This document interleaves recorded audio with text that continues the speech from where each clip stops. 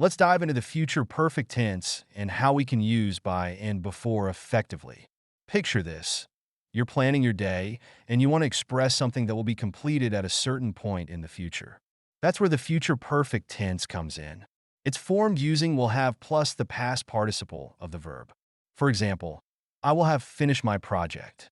Now let's talk about by. When you use by in the future perfect tense, you're setting a deadline. It indicates that something will be completed at or before a specific time.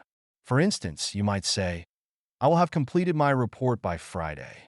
This means that the report will be done at some point before Friday arrives. It emphasizes the completion of the action right up to that deadline. On the flip side, we have before. Using before in the future perfect tense also indicates that something will be completed, but it focuses more on the sequence of events rather than a strict deadline. For example, I will have submitted my application before the end of the month. Here, the emphasis is on the fact that the application will be submitted at some point prior to the end of the month, without pinpointing a specific deadline. Let's look at a couple more examples to clarify.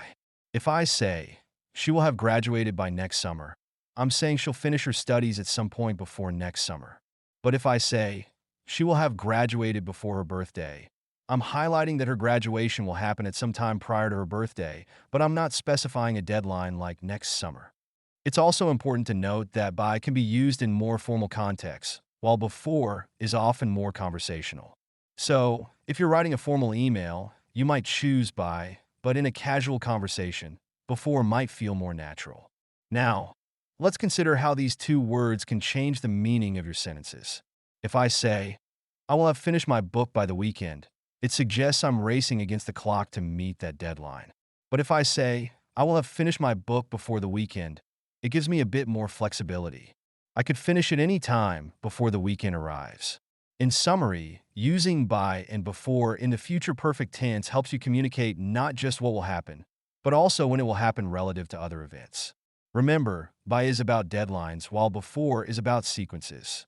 So, next time you're planning your future, think about how you can use these words to clarify your timelines.